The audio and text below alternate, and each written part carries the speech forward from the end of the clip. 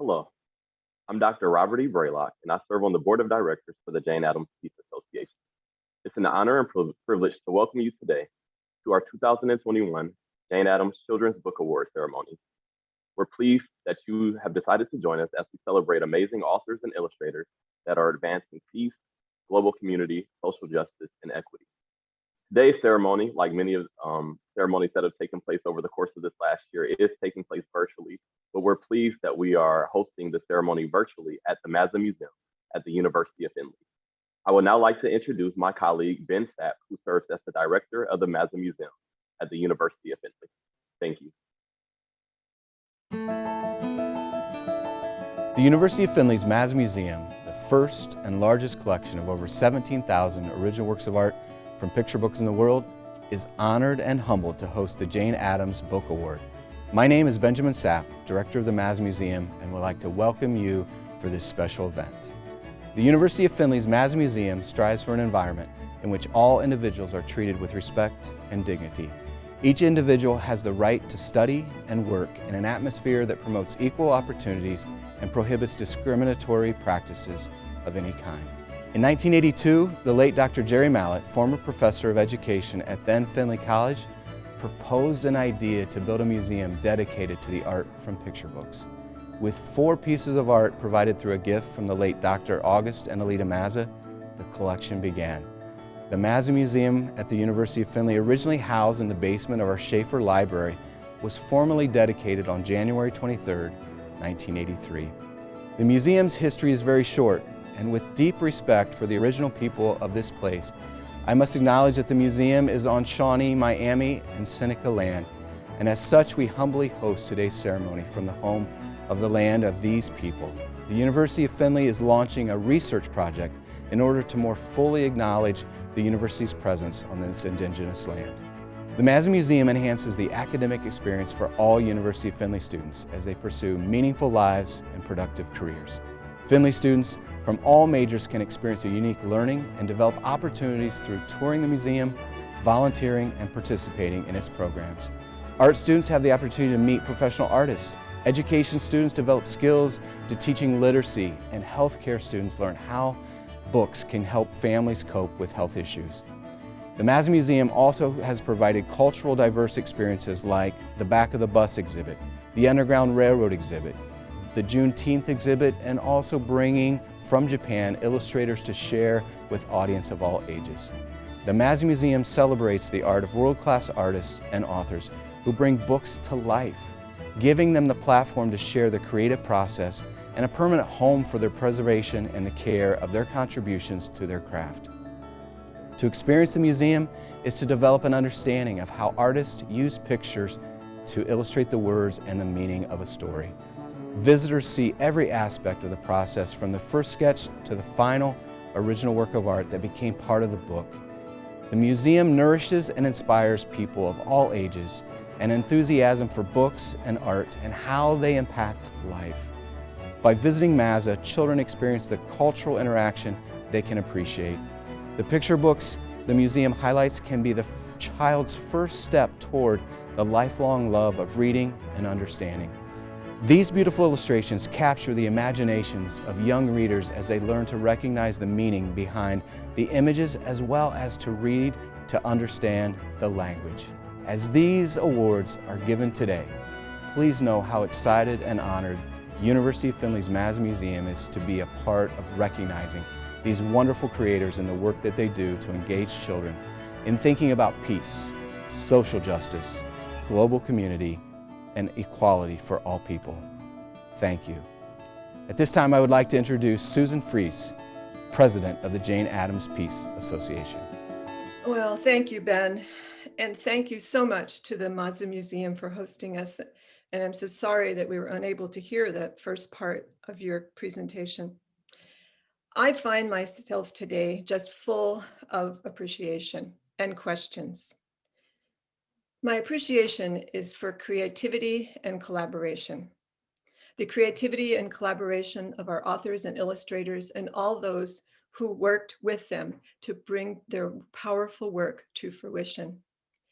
and the creativity and collaboration of the 2020-2021 Jane Addams Children's Book Award Selection Committee, who, with the careful guidance of Andrea O'Brien, chair, met a myriad of challenges. They worked with a brand new year-long selection process. They honored for the very first time finalists.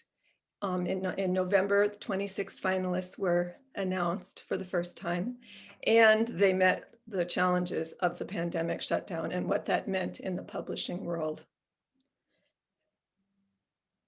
I'm appreciative of the creativity and collaboration of our board of directors, who are working to align all that we do toward actively dismantling racism and oppression. If you haven't already, please take a look at our website and you will see our collaboration with teachingbooks.net. And through our work with them, we are able to offer incredible resources and author interviews for nearly all of our Jane Addams Children's Book Awards, past and present. Thank you to teachingbooks.net for your willingness to share and your initiative. We have particular gratitude for the Hastings Peace and Justice Fund and the Dunham family for their ongoing support of the Jane Addams Children's Book Award and ceremonies. Please consider joining them in supporting our work. A gift of any size will go to enlarge our programming and can be earmarked to send social justice books to libraries, schools, and community centers in need. And now for my questions. My questions are really about how to respond to the world of 2021, the violence to people and planet, and the unveiled racism and injustice, the systemic racism and injustice. The Jane Addams Peace Association's mission is to deepen understanding of peace and justice for children and their adults through reflection, dialogue, and social action. Children in attendance, welcome. Adults, you belong to the children and you're here for their future.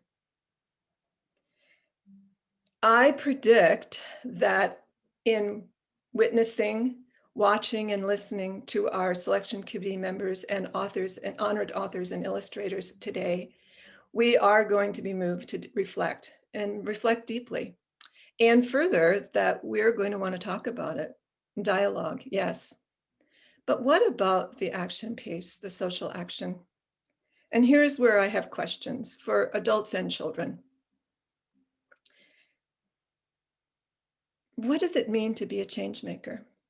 Do you see yourself as a change maker?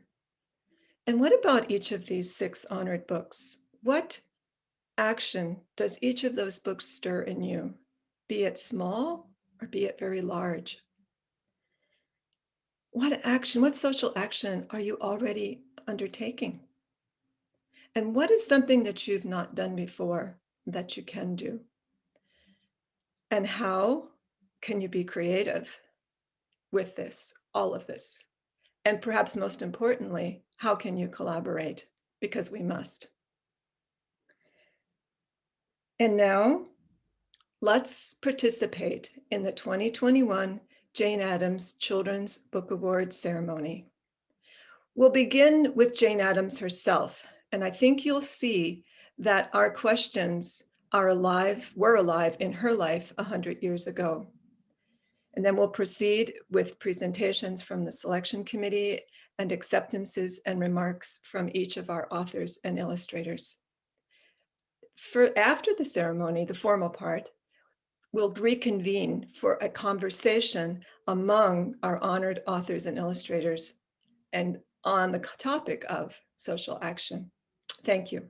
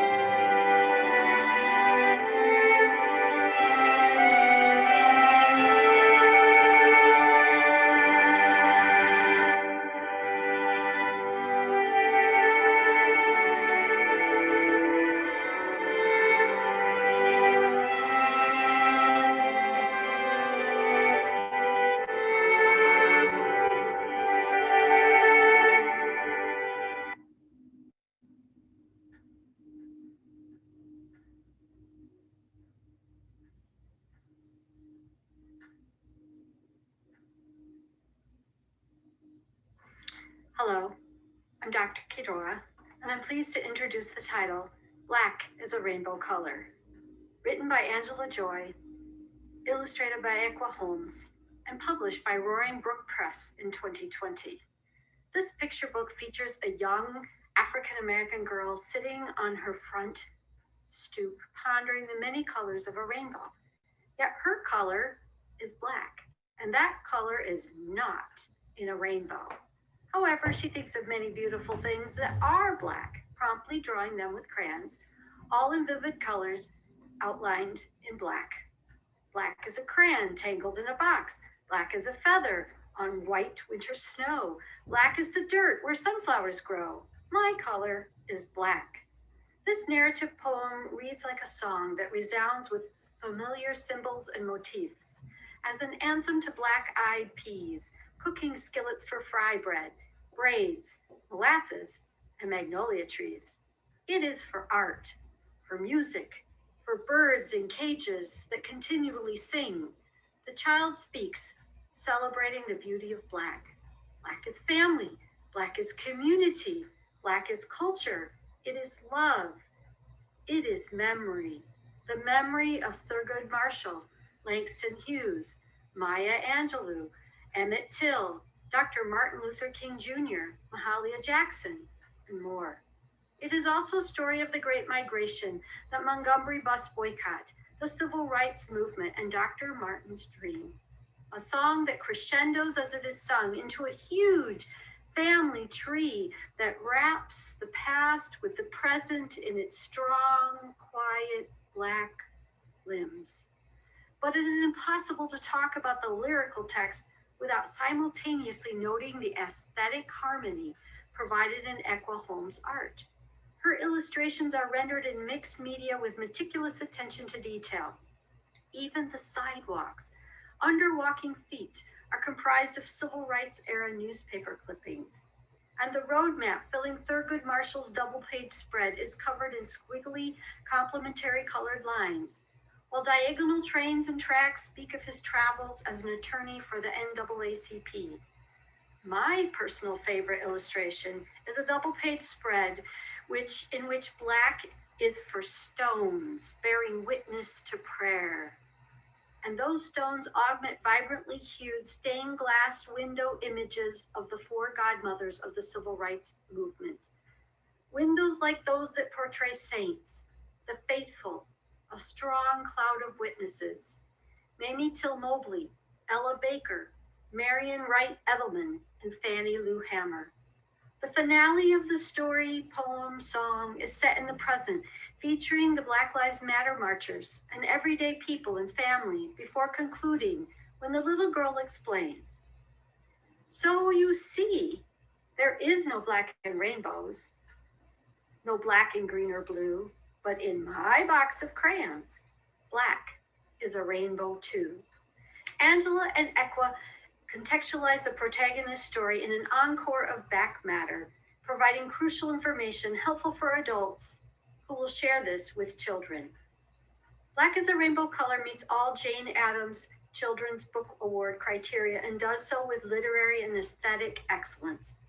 This title can spark some children's desire to share about their own Black history and culture, and it can also promote dialogue to deepen what may be new information for some and familiar, comforting information for others. This book can help all children gain necessary understandings to begin moving into activism in ways that feature the leadership of African Americans, and particularly Black women and girls, so as to advance equity, justice, and peace. Thank you. Hey everyone, my name is Angela Joy, author of Black is a Rainbow Color, and I am thrilled to be here today as a new member of the Jane Addams Children's Book Award family. Thank you so much for honoring our book today. When I began writing Black is a Rainbow Color, I wasn't doing it for love of the craft. In fact, I was new to writing and didn't really have an idea of what I was doing. But what I did have was a deep commitment to bringing diversity to children's bookshelves. My own children were small at the time, and I was having difficulty locating books that reflected their appearance, their perspectives, their cultural norms. And this was really disheartening to me. So, because I was home with them, because I had time, flexibility, opportunity, and vision, I thought I'd throw my hat in the ring as an author, trying to be the change I wanted to see. It was a long process, a process with excellent teachers. My agent, Jamie Weiss-Chilton, and my editor, Connie Shu, helped me to polish, define, and trim my ideas so that we could form a firm foundation for the brilliant artwork of Aqua Holmes. The outcome was more beautiful than I ever could have imagined. Equally as beautiful has been the reception for Black is a Rainbow Color, especially that from the Jane Addams Peace Association. Being honored by the Jane Addams Peace Association, an organization that has worked for decades to bring social justice and peace to the nation and the world, is a special prize. It's affirmation that we're on the right track in our pursuit of bookshelf diversity, and it tells us that we're starting in the right place with children. I can't tell you how much that means to me. 2020 was rough. My hometown is Minneapolis, and George Floyd was killed not far from where I attended high school. My current community has struggled to find its better angels in the midst of political and racial discord. The only thing that kept me from hiding under my bed and never coming out were those Zoom calls. Zoom calls with children all over the country who still had hope. Children who had a vision of love and peace. Children who, regardless of hue, would sing along with the playlist, say it loud, I'm Black and I'm proud, or lift every voice and sing till earth and heaven ring, ring with the harmony of liberty. Children who, with new language and permission and tools, were willing to go out there and change the world.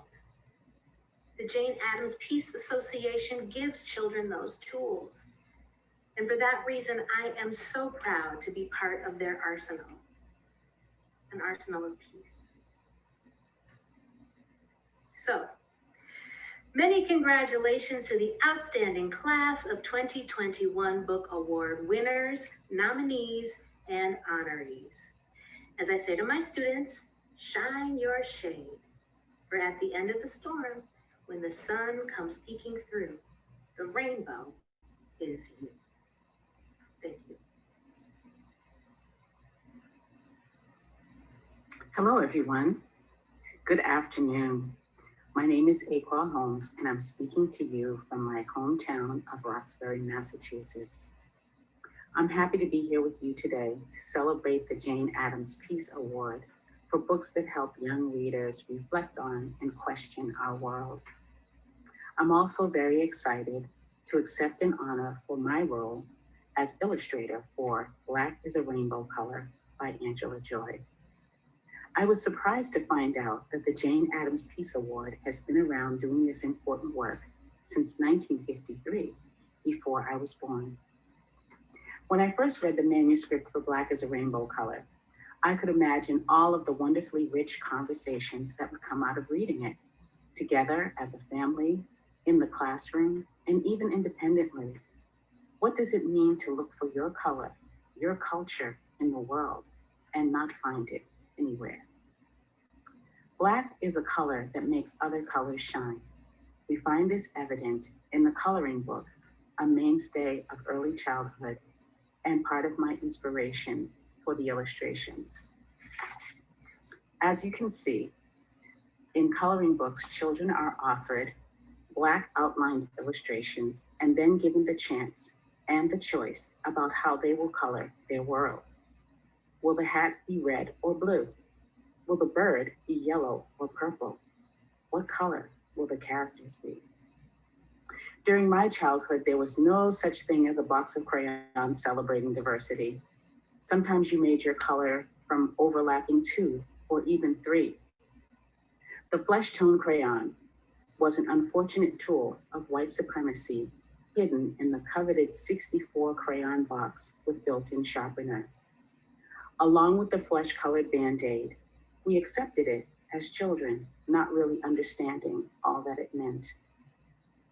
I also imagined while reading this manuscript, being a parent or educator faced with this intelligent and insightful question from a child. In Angela Joy's text is everything they would need to have a reflective and spirited conversation with that child or even in the classroom. A conversation that touches on history, music, family, political activism and collective movement, everyday cultural icons, and much, much more.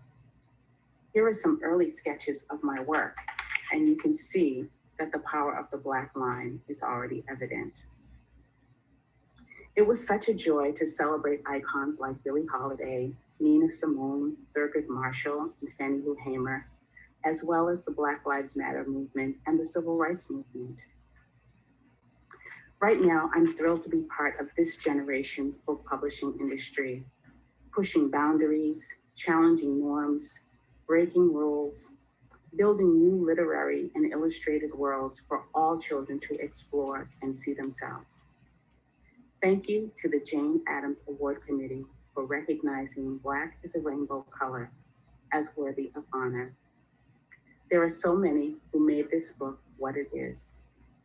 First, Angela Joy, for realizing that a moment between she and her daughter could help parents begin conversations with their children.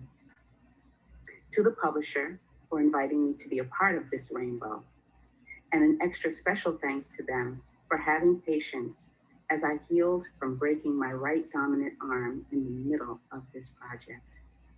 The gift basket and card you sent helped me feel that my injury was not a huge problem, but just a little bump in the road. I wasn't sure I could finish the project, but with your support and encouragement, the book was completed. I want to thank my agent, the illustrious Ruben Pfeffer, who always finds such interesting and rewarding projects for me to be a part of. And finally, to my granddaughter Song, who inspires me every day as she evolves into her own storytelling artistry and understanding of her cultural heritage. I always say that every book is a universe and a university, with lessons for the creators as well as the readers. From Black is a Rainbow Color, I learned many ways to express the pride and love I have for my culture. Black is history, Black is family, Black is memory, Black is community. Black is the love that lives inside of me.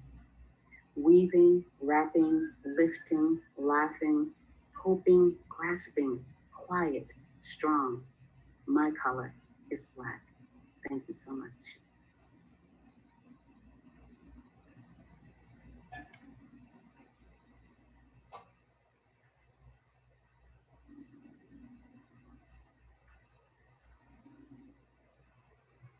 Hello, my name is Jongsun Ui. I am honored to present the Jane Addams Peace Association's honor for books for younger readers. Ocean Speaks: How Murray Tharp Revealed the Ocean's Biggest Secret, written by Jess Keating, illustrated by Katie Hickey, and published by Tundra Books. One of the Jane Addams Children's Book Award criteria is the excellent portrayal of people working for power and equality for women throughout the world. Toward this end, the 2021 selection committee recognized the importance of Ocean Speaks, which introduces Murray Tharp's story. As a young girl, Marie liked to explore the world with curious eyes, and she wanted to pursue her passion for science. But as women were not accepted in the sciences at the time, it was not until America entered World War II, sending its men away to war, that she was given the opportunity to do so. Later, when she was hired at a laboratory in New York City, she wished she could join the team who sailed to explore the ocean floor. But women were considered bad luck on boats.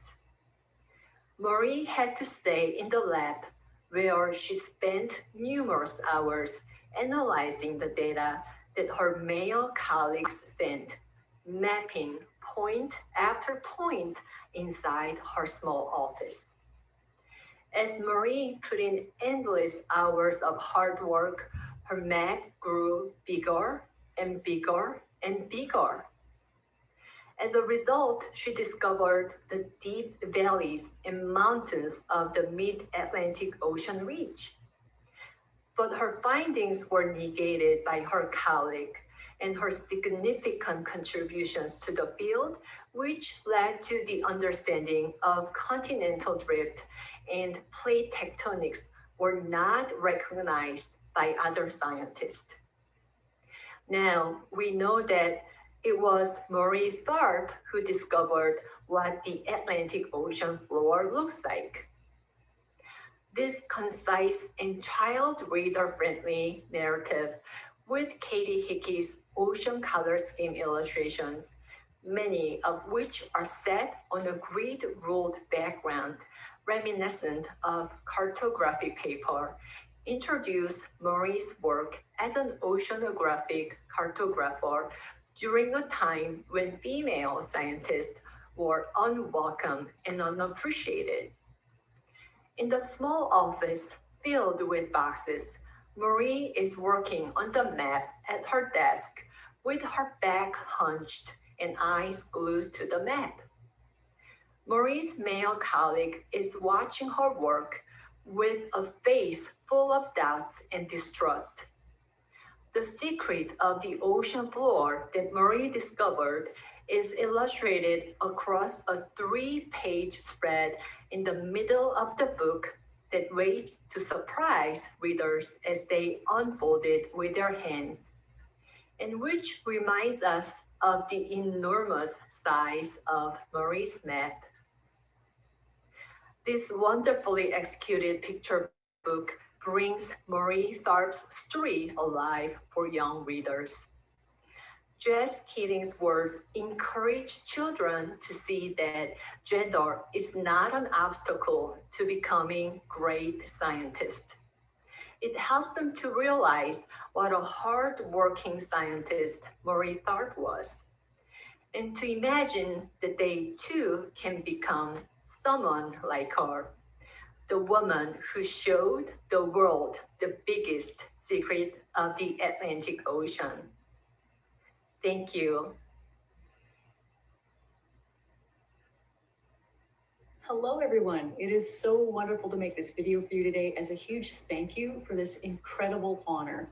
For Ocean Speaks to be recognized as an honor book for the Jane Addams Children's Book Award is just absolutely incredible, and it's not something I take lightly. I know the Jane Addams Peace Association recognizes stories of peace, social justice, and equity, and this honor feels close to home for me because that is exactly the feel that I was hoping to embody in telling Marie's story in Ocean Speaks. So this book is all about Marie Tharp, who was a woman with an intelligence and vision that was largely before her time. And after being told she couldn't join her male colleagues on a research ship, she took what could have been a really demoralizing and limiting situation and turned it into an opportunity.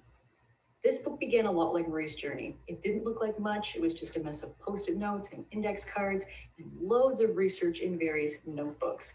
But the more I learned about Marie's story and the more I learned about her, the more motivated and driven I became to make sure this book became a reality and reached readers all over the place. Marie deserves to be known, and the children of today also deserve to know about her. They deserve to know that even though they may feel small or ignored or underestimated, there are still amazing paths ahead of them.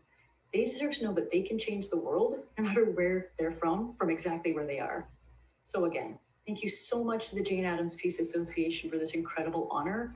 It's a dream to have Ocean Speaks in the world, and I think Marie herself would largely enjoy the spirit behind this award and the fact that we're all taking time to share stories that empower each other and other people. So let's keep doing exactly that. Thank you. Hi, I'm Katie, the illustrator behind Ocean Speaks. Firstly, I want to say a big thank you to the Jane Addams Association for this award. It's a real honour to be recognised by such an amazing cause and to be among really honourable recipients. So thank you very much. I also want to say thank you to Liz and John at Tundra for having me on this project and for their support and their guidance throughout the project on really homing in on those little details, which I think really brought it to life. Another big thank you to my agent Helen for all her support always during all of my work, not just on this project. She's a rock star. And of course, a big thank you to Jess Keating, the author, for writing Marie's story and instigating something which I think will inspire lots of young people going forward. So thank you to all those people. It's amazing to have this award with you guys. A big part of the project for me and for any sort of factual based project is that it has to be immersive, but you also have to be really homing in on those facts, because unlike a traditional sort of fictitious picture book, this story is based on fact. So everything has to be really accurate throughout the project. A spread which I think shows that really well is this spread of Marie in her father's office while she's still a child. So during the process of this project, I did quite a lot of visual research on the time and the place that the story is set and the environments. And it was really important to make sure that these little details in the spread really were accurate to the time period and the science that was being discovered at the time. The way I went about doing this spread was a lot of these elements are hand painted and then digitally assembled in Photoshop. So some examples of the hand painting are things like this. So you can see like the fossil, which is up here. And then also lots of the plants and those sort of bits and pieces. And then also in the Blackboard spread, it was really important in that spread as well. So obviously all these little books are books that actually came out sort of within 50 years of the time set of this book, but also the science on the Blackboard it was important that it was actually things that Marie had been learning about at the time. So I got in touch with Jess, the author, to talk about what was she had been learning, what was she been studying at the time, and she gave me lots of examples of scientific equations and things that I still don't understand or still don't know anything about. But for me, it was really important for those details to be really accurate. So that's kind of a little insight into my side of the project. But again, a huge thank you to the association and to everybody involved in the project. It was really wonderful to work on, and I hope it will go on to inspire lots of young people in the future. Thank you.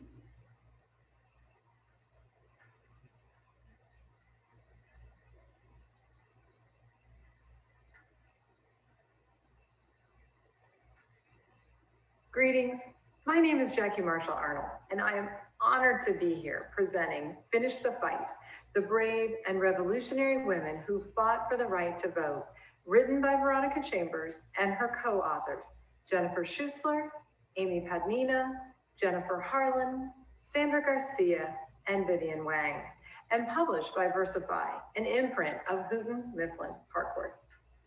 The fight for the right to vote may never be complete. As we celebrate the 100th anniversary of the ratification of the 19th Amendment, and as we watch current events that have threatened our core democratic principles of every single person having the right to vote, this book is a critical piece for our lives and for our libraries. Through the pages of this book, the Jane Addams Children's Book criteria shine through. In particular, our work to ensure justice for all people, and our work for power and equity for women throughout the world. In the text, Finish the Fight, Chambers and the New York Times staff celebrate women who fought for the right to vote. But even more importantly, Chambers and her staff focus and celebrate the unsung heroines in our history who fought for every single person to have the right to vote. This beautifully illustrated book shares the work of 13 diverse women who fought to secure that right for all people to be able to vote, regardless of race, nationality, or sexual orientation. Many of the women featured in this text were not even considered US citizens, while they still pushed forward for everyone's right to vote. Helping the reader understand what suffrage looks like, exploring how white women historically left out women of color in the suffrage movement, and spotlighting the power of the language are all stories that are shared in this text. And as the authors quote Ida B. Wells Barnett in her chapter, "The way to right wrongs is to turn the light of truth upon them. Finish the Fight turns the light of truth on for many women who have not had their stories shared as prominently as they should be." Incorporating primary source materials and photographs throughout the book, Chambers and the New York Times staff detail the suffrage movement through engaging narratives that champion the activism and perseverance of these brave, diverse women. And it is so important to note that the book reminds us the battle over who is fully included in American democracy continues.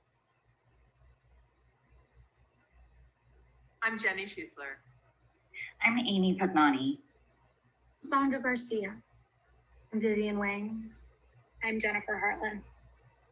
I'm Veronica Chambers, and we are the team from the New York Times that wrote Finish the Fight. It means so much to us that our book, Finish the Fight, is being recognized as a Jane Addams Peace Prize honor book. The battle for suffrage was waged by an army of women. It took nearly 100 years. Victory was never promised. Women weren't given the right to vote. They won it. Suffragists were Black and white, Asian and Latinx. Suffragists were immigrant and indigenous, queer and straight, and everything else. It was hard to winnow down who we would focus on in the book, but it was important for us to celebrate Native American women such as Suzette LaFleche-Tibbles and Sitkala Sa.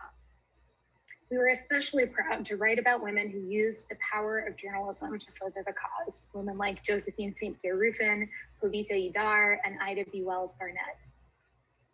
We loved that some of the suffragists were not much older than our readers, teenagers like Mabel Pingwa Lee.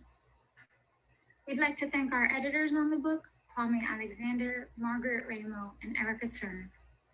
We were supported by our editors and colleagues at the New York Times, especially Monica Drake, Caroline Kay, Brian Gallagher, Nick Donofrio, Anika Burgess, and Lauren Manley. 2020 turned out to be not only the centennial, but also a powerful year to teach young people about the power and importance of voting. The fight for suffrage was the fight for democracy, and it isn't over. We hope Finish the Fight will continue to find new readers, and that the story of American women and voting rights will inspire kids, parents, teachers, and librarians for years to come. Thanks again to the Jane Addams Peace Prize for this incredible honor.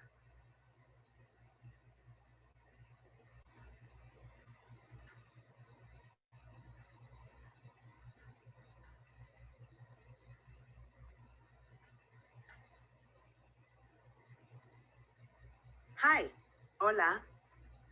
My name is Josie Bustos Pelayo. I am one of the Jane Addams Children's Book Award committee members. The 2020 Jane Addams Book Award Honor Book, Land of the Cranes by Aida Salazar, published by Scholastic Press, is beautifully and poignantly written using free verse.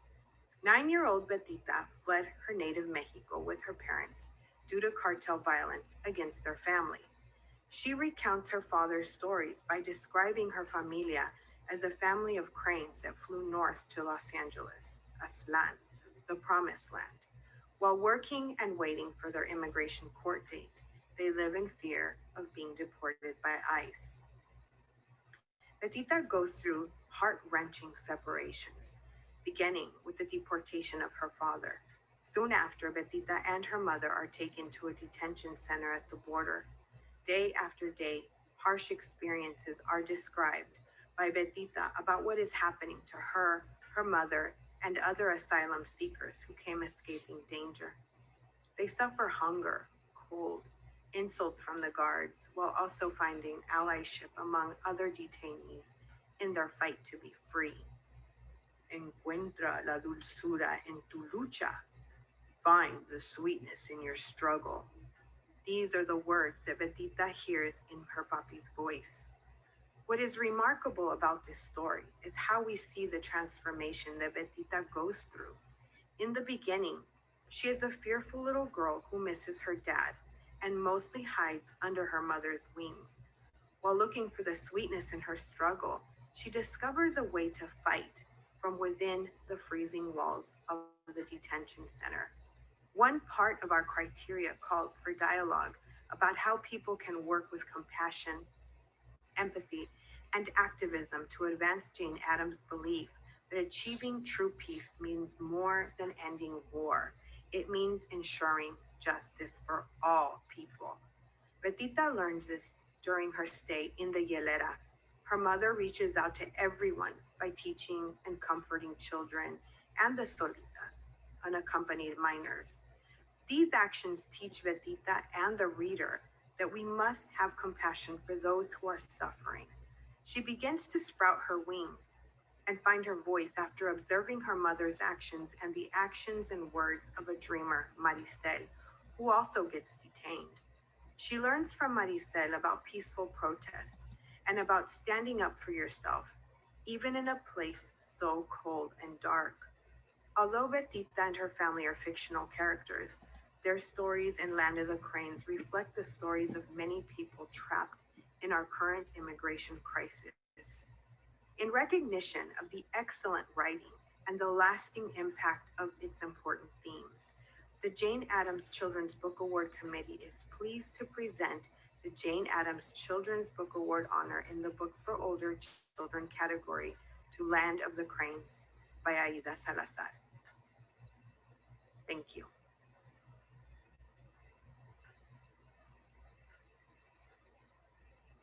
Hello, I am Aida Salazar, the author of Land of the Cranes, and I'm here to extend my deep, deep gratitude to the Jane Addams Peace Awards for recognizing Land of the Cranes with an honor. It means a great deal to me because this award so aligns with the hopes woven into my work that strive for social justice, for equity, and for peace. Land of the Cranes is a difficult story. It's about an undocumented 9-year-old Mexican girl incarcerated in a modern-day concentration camp on U.S. soil simply for being a migrant. And she believes that all migrants should be free to fly like cranes across borders. And she uses her picture poems to soar above, to lift herself above the cruelty that she experiences while she's caged. I wrote this story during a time in our country when the 45th president was giving off all of this anti-immigrant rhetoric and dominating our popular consciousness. And as a formerly undocumented immigrant myself, who was born in Mexico and brought over as a baby, these attacks were personal. They were attacks on my immediate family and my communities, and they were so, so wounding. But the truth is that the criminalization of migration has a very long history in the United States and has afflicted different communities, from the Muslim ban to Japanese concentration camps during World War II, to Chinese Exclusion Act, to Operation Wetback, and on and on. We're even seeing it displayed despicably on our streets against Asian Americans. So the target on immigrant communities has changed, but at no point has it ever been right. And what's more is that though there might be a change in administration, the urgency remains because it is still happening. And we, all of us, must do everything we can to stop it.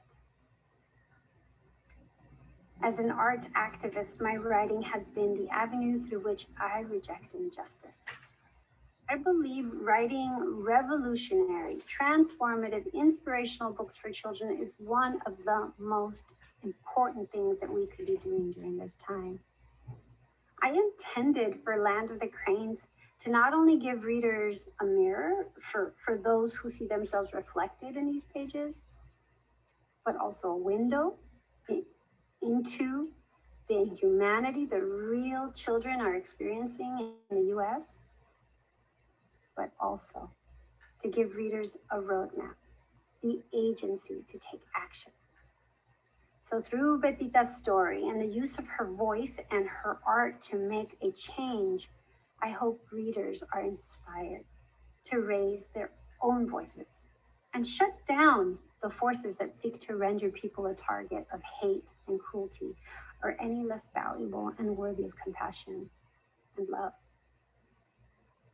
So thank you, Jane Addams Association, for the existence of this award, for honoring books, all of these books today, and for recognizing the intention of my book to make the world a better place.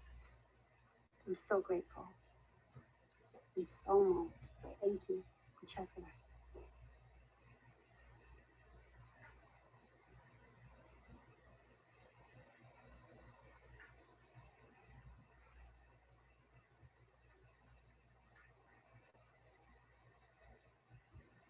Hello, I'm Andrea Maxworthy O'Brien from Madison, Wisconsin, chair of the 2020-21 Selection Committee. I wish to thank my co-chair, Janice Mateo Toledo, and all the members of the Selection Committee for not only their expertise and perspective, but their perseverance and flexibility in the face of all the challenges that 2020 presented. I am presenting the winner of the Jane Addams Children's Book Award for Younger Readers to We Are Water Protectors, written by Carol Lindstrom, illustrated by Michaela Gold, and published by Roaring Book Press. As we are connected and depend on each other, so the text and illustrations of this book work together to tell the story that warns us and urges us to act. The poetic text begins with Nokomis, grandmother, instructing the young girl that water is the first medicine. We come from water. It nourished us inside our mother's body as it nourishes us on Mother Earth. Water is sacred. But the water and land are threatened by the ominous black snake or oil pipeline that harms the land and renders the water unfit to drink. Who will stand against the black snake? The fierce young water protector, dressed in the traditional ribbon skirt of the Ojibwe, passionately rallies us against the harm of the pipeline. To stand for the water, to stand for the land, to stand as one.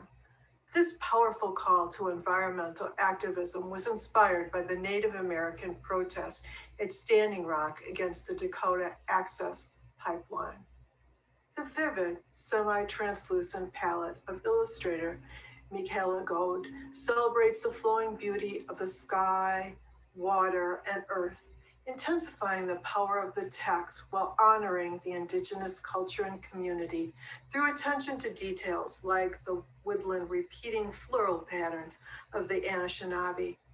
The author and illustrator notes further contribute to our knowledge of water protectors, indigenous culture and beliefs, and the importance of environmental activism. Finally, the last page of the book features an Earth Steward and Water Protector pledge for young readers to sign as a first step toward activism. In the spirit of Jane Addams, We Are Water Protectors calls for young readers to act on behalf of the global community to work for environmental justice. In recognition of a picture book, that through words and illustrations reminds readers of all ages that water is sacred and necessary for our existence, that we are all connected and depend on each other, and that together we are all responsible for our earth. I am honored to present the Jane Addams Children's Book Award for younger readers to Carol Lindstrom and Michaela Goad.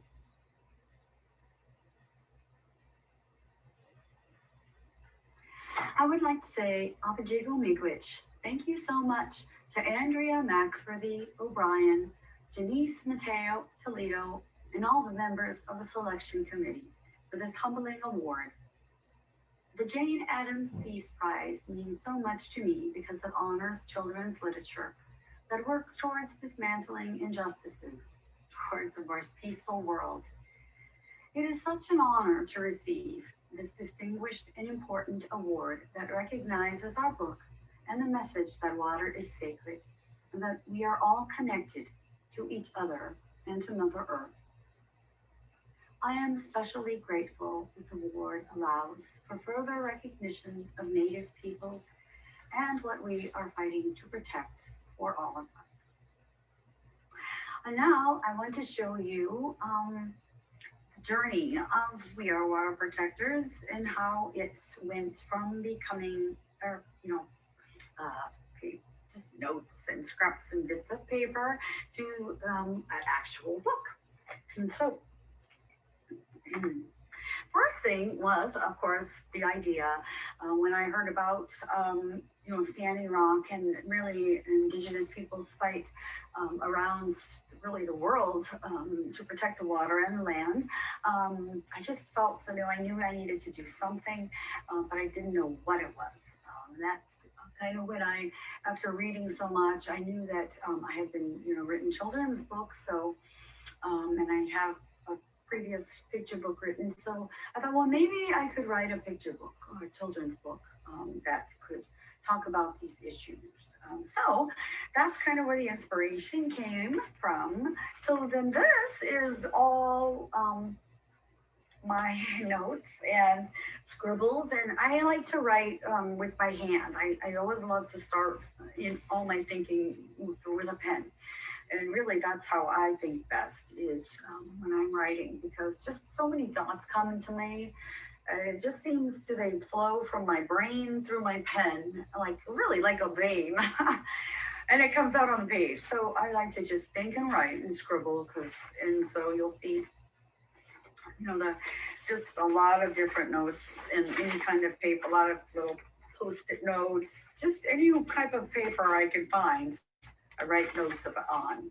And then I start to type after I have some thoughts about how the story is going to go and what it's going to be. And that's when I start to type. And then I share my stories with my critique partners and friends that read my stories and give me their input. So then their input is usually something like this. And then I do a lot more scribbling and writing as I think through what they wrote to me. And here's some more really great comments from my wonderful critique partners that I would be totally lost without. Also, just a lot of notes here. So this is where it all starts, and then I share it with my agent. And then again, I'll take more notes. I write down everything we talk about on the phone. I just write everything down because I have to be able to refer back to it. I'm always afraid I'm going to forget something.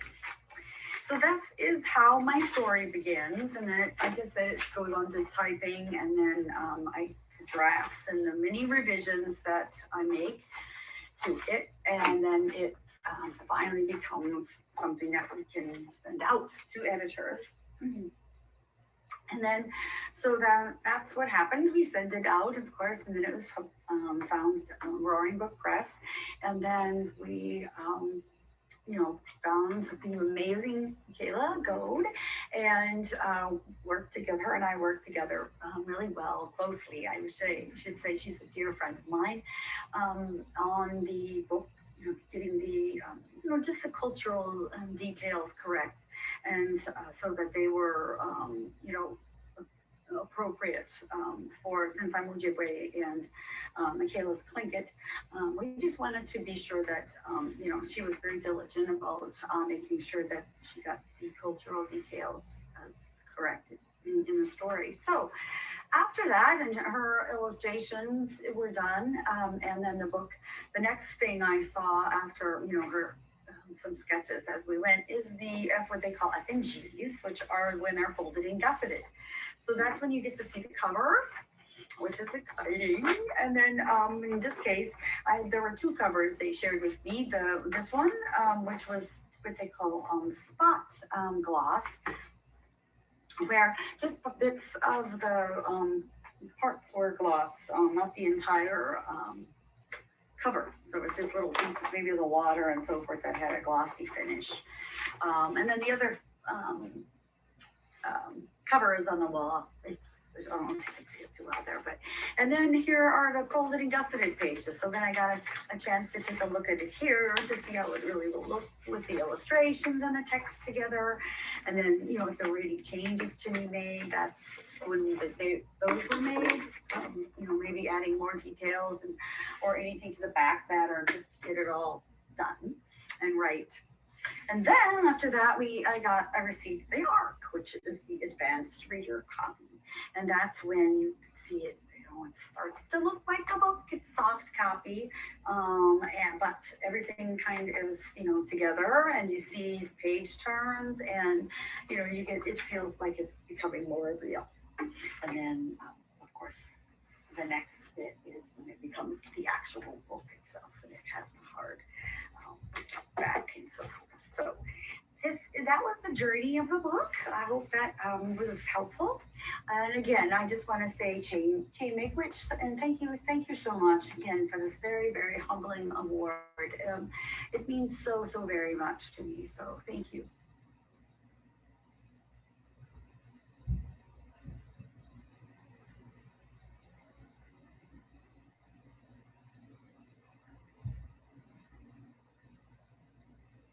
Hello, my name is Janice Mattel Toledo, and I'm delighted to present A Wish in the Dark.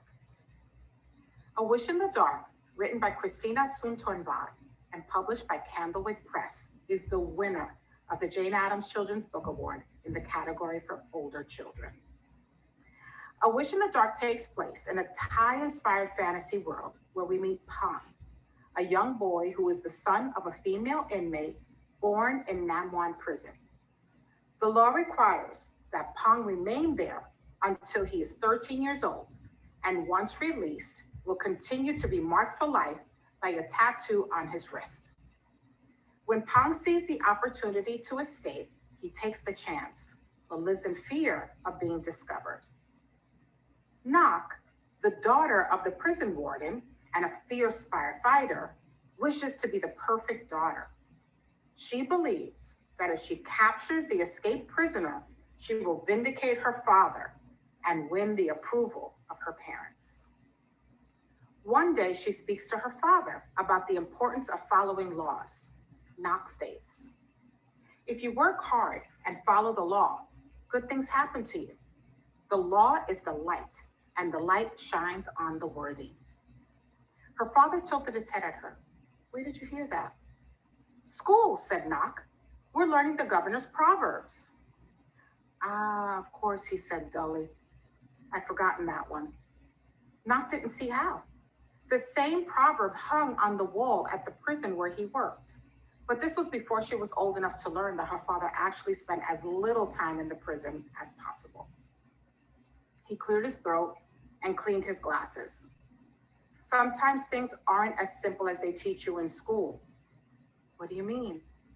"Well, sometimes light shines on the worthy, but sometimes it just shines on the lucky ones. And sometimes," he looked over his shoulder at the east side, glittering like a rainbow across the river, "sometimes good people get trapped in the dark." As the novel unfolds, Nak questions her life in a wealthy family and begins to uncover how people are harmed by the governor's laws that control the city's power and all aspects of their life. Nak eventually decides to stand with Pang and for all people who are oppressed by the governor. Loosely based on Victor Hugo's Les Miserables, Christina Soontornvat weaves a beautifully narrated fantasy novel filled with love, understanding, community, and compassion for the other. For creating a novel that encourages reader reflection and dialogue about structural social inequity and the role of protests in creating social change, I present the winner of the Jane Addams Children's Book Award in the Books for Older Children category to Christina Soontornvat. Congratulations. Hello, everyone. I'm so thrilled to be here with you today. And I want to start off by thanking the Jane Addams Children's Book Award Committee so much for all of their work in judging the award this year. I know that this was not an easy year to add the committee work to your already busy plates. So I just appreciate you so much. The list that you put together this year is incredible, and it is an honor to be listed alongside authors whose work I admire, people like Aida Salazar and Veronica Chambers, people who have been shining a light in our industry for so long, like Cheryl and Wade Hudson, Alex Gino, Jason Reynolds, and so many more. I am humbled and grateful to be in their company. I believe that A Wish in the Dark is the first fantasy novel to be given the award for older readers, and that makes me so very happy because the books that turned me into a lifelong reader are fantasy books. I always have loved magical and fantastical stories. And fantasy stories have a long legacy of tackling important social topics in their pages. Sometimes the best way to look at problems in our own world is to examine it in a completely different and magical world. Now, for all of my love of fantasy, when I was a young child, books that I had access to were very limited to a white Western perspective. I did not read books by authors who represented me until I was out of high school. And I certainly didn't ever read fantasy that was set in an Asian place. So this is a double thrill to have A Wish in the Dark honored because it is set in a world that is inspired by a magical Thailand. I thought that I would give you just a little bit of background about the book and the inspiration for the book. If you've read A Wish in the Dark, you know that it is a twist on a, quote, classic novel, Victor Hugo's Les Miserables. And this is a book that I encountered for the first time when I was 10 years old. I did not read it when I was 10 years old. That would have been amazing. Actually, my mom was reading it, and we were on a family trip to Thailand, and she would read the book during the day and then recap it for me, summarize it for me every night. And then I read it for myself when I was in high school. This is a book that got me to ask a lot of questions about society, about justice, about the labels that we put on each other and the dangers of those labels. When I was in high school, we were not using the term privilege in the way that we are now. But this is a book that very much got me to examine my own privilege, my own assumptions that I make about other people. I would say that it was a transformative book for me. Now, if we flash forward to 2016, when I was sitting down to write a new middle grade novel, I had been thinking about exploring some of the themes in Les Miserables, but I just wasn't really sure how to go about it. I'm not certain when it clicked to me to set the world in a magical Thailand, but once I did, everything really started to flow. Maybe it was me remembering that trip when I was 10 years old, when we were in Thailand and I was hearing the story. I want to share a photograph with you. This is one of my favorite pictures of my dad and his brother and sister and other family members. This is taken at the airport when he was immigrating from Thailand to the United States. I've always loved this picture because it's just so 60s, like his suits and the Thai silk dresses with the beehive hairdos. And when I was writing A Wish in the Dark, the soundtrack that I put together was very much like hits from the swingin' 60s that my dad would listen to. His stories of growing up in Bangkok were always ones that I love to hear. They were so magical to me. They were like my own version of fairy tales. At the time when my dad was a kid, Bangkok looked very much like the cover of this book. You know, Bangkok, it's a city on the river where the river is the beating heart of the city. And it's very much still that way today in many ways. And so I set out to write the story of Bong and Nok. And Bong is very much based on my dad and his friends who would just run wild up and down the canals in Bangkok. And Nok is a girl who questions her own privilege and who starts to ask big questions about her own role in perpetuating inequality. And she is very much based on myself.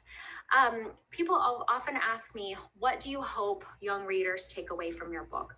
What do you hope people learn when they read your book? I hope that they ask questions. I hope they have discussions. You know, I've been very lucky to have author visits, virtual author visits with schools during this time. And we had these fantastic discussions. You know, the kids are asking such pointed, brilliant questions, and they have such great ideas. They're really thinking deeply about these topics. As an author, I don't think of myself as a teacher. I don't think it's my role to teach my readers anything. What I want to do is write stories that empower them to follow their own best instincts and to follow their own innate goodness that I think that they have. Like Father Chum, who's a character in the book, I believe that we all have a light that's inside of us, and that light is compassion. And I believe that books, such as the books that we're here to honor today, are the fuel that lets that light burn bright. And I want to thank you all so much for all the work you do. You are shining a light for all of us all the time, and I'm grateful for you. Thank you so much.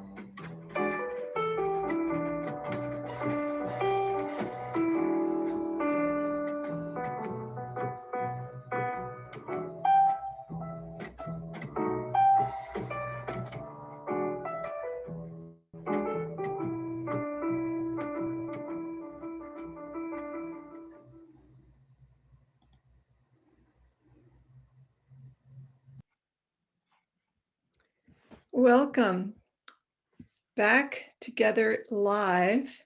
That was so rich. My goodness.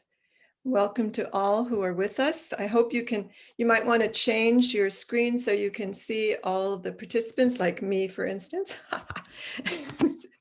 Again, I'm Susan Fries. You saw you before the ceremony, and happy to see you again. President of the board. So my dear friends, my goodness, what a rich offering from each of you. I felt like, okay, I had provocative questions to ask and they were answered multiple times, or multiple fold, I should say. Michaela is with us, and Michaela was super busy and unable to do a presentation on film. And Michaela, I wondered, do you want to say a few things about your process or about working with Carol? Please. Sure. Yeah, I just want to say thank you so much for the opportunity to jump in. I know everybody's busy, so I hate to use that reason. It just came at a crazy time, but I did just want to say a few words about being here today with you all. I'm in Sitka, Alaska right now, which is traditional Tlingit Ani, Tlingit country, Tlingit land, and I'm a member of the Tlingit Haida Indian tribes of Alaska. And I'm just really happy to be here. And I wanted to say Ganesh thank you to the Jane Addams Selection Committee for lifting up We Are Water Protectors for this honor alongside all of these other brilliant books and creators who I admire. It's so encouraging and affirming, and I'm truly grateful. The research for We Are Water Protectors was intense and a bit of a roller coaster. I wanted to try to understand and wrap my head around the events of Standing Rock as best I could. And working on this book was quite a roller coaster as well. Lots of feelings of sorrow, frustration, anger, hope, courage. And I really wanted the art to speak to those themes while also appealing to children. And I felt that Carol's text handled it really beautifully, and I wanted to rise to the occasion and help amplify the story. I thought that cosmic, universal, and Mother Earth imagery would hopefully speak to a wider audience, and then layers of symbolism and tucked away details would hopefully help more Native readers feel seen. And I was intimidated and spent a good deal of time thinking about whether I was the best fit for the story, because I feel like it's an important question to ask, especially working on stories by Indigenous authors and just marginalized voices in general. But I felt that if I could communicate a sense of Ya'at Une, which is respect for all things, I felt that I could do the story justice. And the 2016 gathering at Standing Rock was historic, and thousands of water protectors, both Native and non-Native, congregated in solidarity at the Sacred Stone Camp. It became the largest intertribal alliance in documented history, and it was my goal to speak to this unity and the diversity within that unity through different ages, skin colors, traditional regalia, and also contemporary clothing. And overall, I wanted to paint a rich tapestry of contemporary Indigenous people because we're so often fighting erasure and misrepresentation. And we are still here and still fighting, and in many different ways. Working on this book helped me more deeply understand art as activism and picture books as activism. And for that, I will always be grateful. And Standing Rock was sadly not an isolated event. The book needed to feel timeless in that sense. In our country, there's a long, dark legacy of land theft and broken treaties, of colonialism and its systematic attempts to eliminate. So I needed to speak to that. But there's also a long legacy of Indigenous resistance and Indigenous-led movements to protect our lands and ways of life, and yet the land and ways of life for all. So many of these fights are still ongoing, like the fights against Coastal GasLink, Keystone, Line 3 pipelines, alongside other fights for environmental justice. And here in Sitka, it's an ongoing fight to protect our herring population, which are a touchstone species for everything, our whole way of life here in Southeast Alaska, Native and non-Native. So we're fighting to protect it from commercial overharvest. And today I'm inspired by all of the youth we have. There's so many young folks who are at the forefront of environmental justice issues. And all the books I work on, I hope that Indigenous children leave the story feeling seen and celebrated, because they're so often told the opposite in our world. Additionally, it's vital that non-Native children see these stories centering Native peoples in a multitude of experiences. I was and am greatly honored to have helped bring this book to life and to be here with all of you today. It's affirming to know the whole book team helped raise awareness of environmental injustice and Indigenous rights, and it was a true team effort. So thank you to Carol for your story, to our agents and teams, and to the Roaring Brook team who really championed this book from the very beginning. and to the Standing Rock Water Protectors and water protectors everywhere, for your resilience and courage to fight for Mother Earth in the face of injustice, apathy, and violence. And thank you to all of our children who are our future, and to everyone who helped lift this book up. And again, to the Jane Addams Selection Committee, thank you.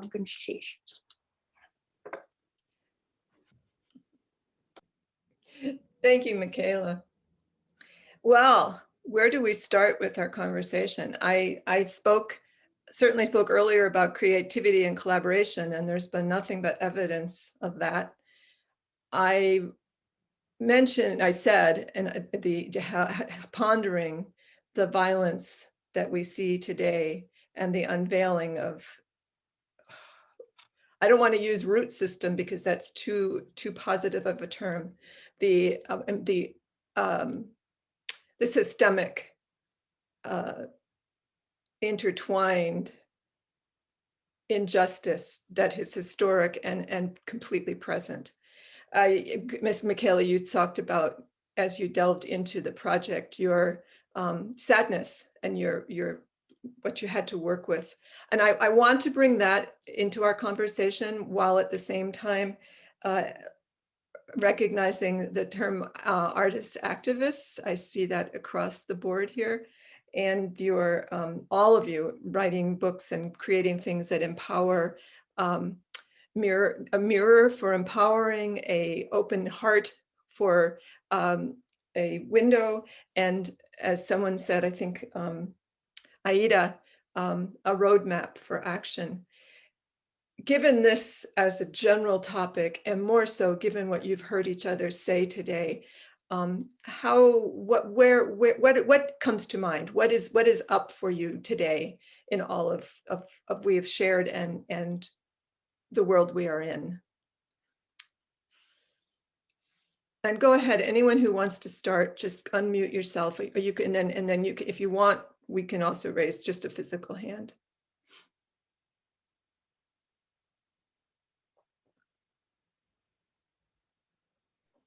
I guess I could start. I think that the thing that I feel after being, for me, reading books when I was younger, there were books like this available for me. I didn't see me. I didn't see brown children. I didn't see black children. I didn't see children of different colors. It was all the, Mary Poppins. It was books that I just never felt like I connected to them.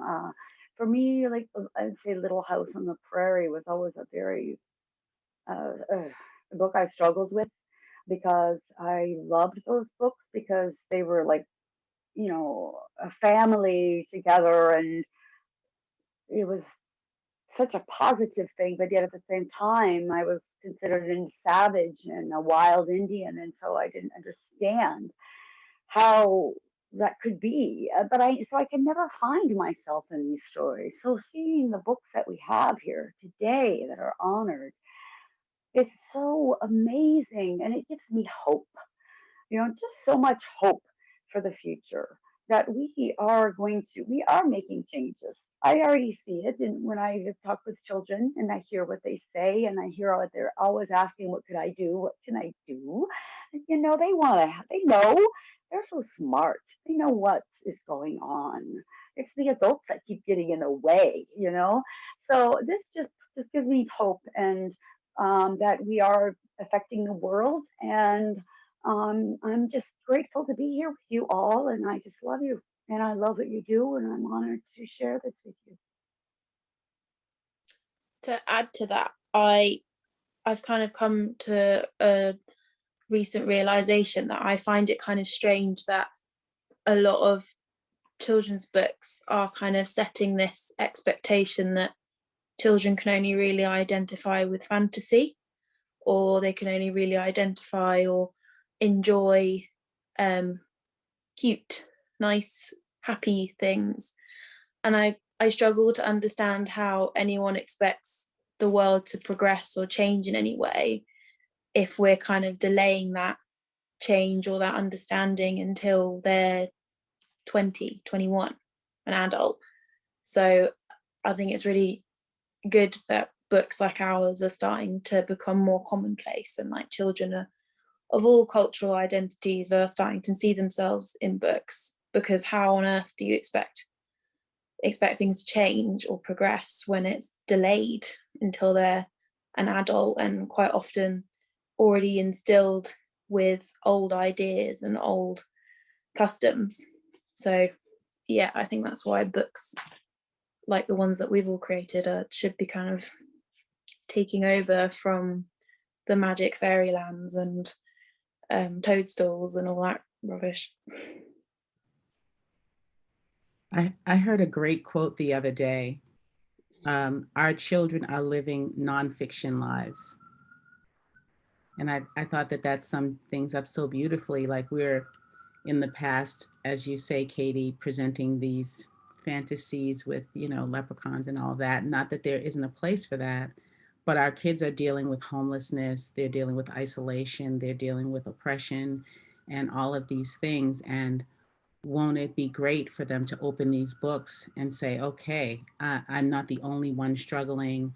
I can take an example from this character and add it to what I'm doing, or I don't have to just take it. I can join with others. There's just so many great messages in the books that are represented here. And as I said, I'm so happy to be a part of the industry at this time. And if we've got the door cracked open, we've got to push it open even further, not just in front of the office, but inside of the office, for diverse voices to really, really take a root in our culture. I want to add that I think children have a really innate sense of justice. If you spend any time with children, they'll like say, well, that's not fair. They will call it out like immediately. And I think that, like childhood, like imagination, like their own agency to kind of express themselves, that sort of awareness and that fire that they have to find justice gets beaten out of them, so to speak, as we tell them, no, well, the laws say this, and the rules historically have said this. And so I think that what all of our work does is provide that, what Ekwa said, that opening. It cracks open that that possibility that, oh yeah, that justice that I see, or that injustice that I see, I can speak to that, and I can do something about that.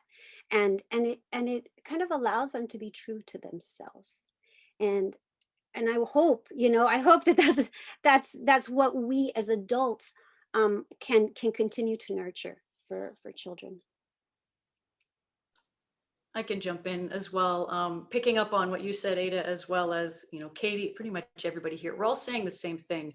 And I have a quote here from one of my wonderful colleagues up here. It's, "You can't run away from the darkness, it's everywhere. The only way to see through it is to shine a light." And of course, that's Christina's quote from her amazing book. But I think the way that we interpret light, it might be a different thing. For me, I view light as truth, and diversity to me is truth. That is what reality is, and that is what we should be reflecting in our books that we read, in the movies we watch. And equity and equality is truth. Just because that we're not seeing that reflected in the world around us because of the, as you mentioned, Susan, the systemic structures that are in place right now, I think it becomes less of a question of how can I empower kids to recognize, like you just mentioned, the injustice in the world. It's not a question for me about how can I do that, it's why must I?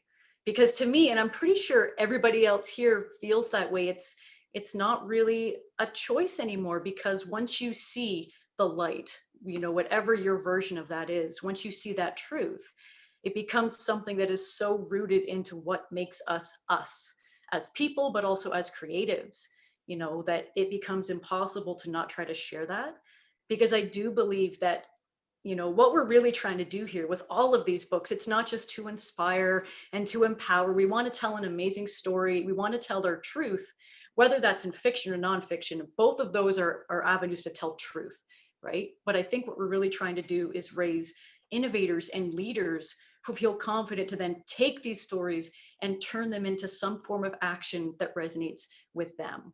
And to me, the only way to, grow new leaders is to try, as scared as we are, to step into that role of leader ourselves and of innovator ourselves, even if we're terrified to do it and we're worried about, what everybody's going to say, or, all the systems of power working against us. I think that is the path to building new leaders and growing new leaders, so that hopefully they can recognize that I have a voice, and that voice is above all the most powerful thing that we have. So this is why I'm so honored to be here with all of you lovely people today, because you not only have voices, but you're using them. And I think that's inspiring for kids out there, but also other creatives like me who, we're all in this together. And I think it's fantastic to, as you mentioned, what we're seeing now happening in the world, that's change. That is empowerment, that's magic. So I'm really, really happy to be able to be playing some tiny role into this, wall of change that I hope we're bringing of truth and light. I love what you're saying, Jess. I completely agree. And to piggyback on what Ekwa said as well, it's a great time to be in the industry, especially as an introvert. For me, with everything that's been going on the past few years, as a mother, as a community member, I have felt powerless on more than one occasion. I often feel powerless because I don't feel like I have a very big voice inherently. I'm not confrontational. I wish I could take a knee with Colin, right? I wish I could dance on the stage and be the first to be a prima ballerina for the American Ballet, but that's not who I am inherently. But to have an avenue where we can be activists, where we can speak out and have that expression accepted, applauded, awarded, in fact, have it taught in classrooms to inspire others who may be the leaders, is such a gift to me. It's a gift to see others who are able to do the same. I feel like, and I don't know about the other panelists, but I assume that at least some of us are introverts. I feel like we're an army of introverts and we're using our voices and we're making a change in a way that perhaps is unexpected, but so powerful. And when these librarians are saying, yes, these are the books that we were looking for, thank you. When these teachers have the courage to bring these stories into classrooms and explore them with children who can relate personally and who are learning something new, something that doesn't directly relate to them, that is opening so many doors. So I think as creatives, this is a beautiful time for us. And I hope that other creators who are watching and listening continue to create for this time, because this generation, they're open, the door is cracked, and it's opening wider and wider and wider as we continue to talk, read, discuss with the change makers who are our young people. So I'm thrilled to be in this room at this time with these people. It's an incredible, incredible experience. Just to add to what you're saying, Angela, about to talk and the conversations that need to be had. I think we kind of have the privilege of doing what we do. I kind of see picture books and children's books in general as like a stepping stone. Like, we're not here to tell children exactly how they should think or what they should do, but we're here to kind of instigate a conversation. And I think the best place to start or instigate any change or progress is at home. And, it's everybody has someone in their life, be it a family member or a colleague or a friend or another child at school, who is not going to have the most progressive outlook. And, I think someone said, I think it was Aida, said that children have this kind of guts that we don't really have as adults to go, actually, that's not okay, or that's not right. And like, if they can say that to a family member, whereas I think a lot of when you kind of get to adulthood, you don't always feel as comfortable calling out a family member. But, if a 5-year-old can do it, and if a 5-year-old can instigate that conversation, then that's great. That's, And if they grow up thinking, oh, you know, Uncle so-and-so, you shouldn't say that, or, you know, someone in my class, you probably shouldn't treat someone like that. You know, that's, if we can be the stepping stone to those conversations, and that's, you know, we're doing our job and we should carry on doing it. Veronica, I think you had something you wanted to say. Oh, I think what I wanted to say about just about the sort of diversity of voices that we were able to work on. I think we often thought that suffragists were futurists because it took over 100 years to get the vote, which I know everyone who knows Jane Addams knows, but the idea, it's been really interesting to talk to kids.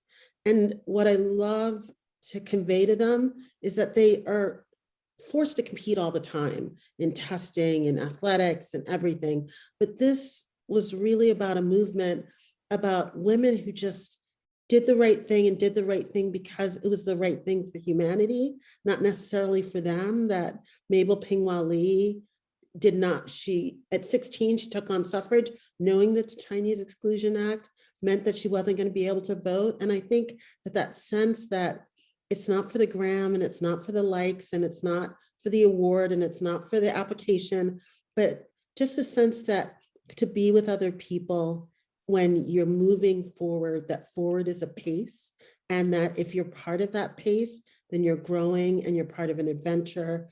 I think it's a weird parallel to, I think, where we are with the literature, that, you know, there's a lot of different things and places that we're all at in our careers and with our work. But what you see when you look at the page of award winners and honorees is you see the pace of forward. And I think that we should always applaud that for kids as well as for ourselves. Absolutely. Robert, Benjamin, do you have something you want to add, or are we ready to wrap it up? Thank you so much to all of you. Yeah, I think this is a great place to transition. We definitely want to thank all of our participants today on behalf of the Jane Addams Peace Association Board of Directors. Thank you to all of the participants for our virtual award ceremony, and we especially want to thank our amazing authors and illustrators. And thank you for the work that you do to inspire children and their adults, especially, you know, in our local and our national and our international context, where we see so much conflict, where we see so much tension, where we see so much poverty and war and fighting. Your work is desperately needed. And so we thank you for taking the time to be with us today, but we also thank you for your heart for this work, your heart for children, and really inspiring this current generation and even future generations as your work continues to go forth even after you may no longer be here. So we thank you all for being here, but we also want to encourage our participants to partake in this work as well. And so through the Jane Addams Peace Association, we have a program that's called the Books in Their Hands program, where you are able to donate to the organization financially. You're able to determine which library or local school that you would like to put books in children's hands through. And so we encourage you to do that by visiting the Jane Addams Peace Association website, and you can select from the authors and illustrators that we celebrated today to be able to send their work and their literature to your local library and other schools and institutions and things of that nature. And so I know we experienced a little bit of technical difficulty in the beginning of the ceremony today, and so we are going to reintroduce Ben Sapp, who serves as the director of the Mazza Museum at the University of Findlay. Thank you again for joining us today. Robert, thank you. I too would like to thank the Jane Addams Children's Book Award Committee for allowing the University of Findlay's Mazza Museum to host this wonderful event. I'd also like to congratulate and thank today's authors and illustrators for their words and their art that create resources for us to share for years to come. Please, please keep creating. And last but not least, I would like to thank all of you in attendance today for being a part of this award ceremony. Besides learning about the art and literature, I hope that this event provided you with an inspiration to share these wonderful works with others. Thank you. Peace be with all of you.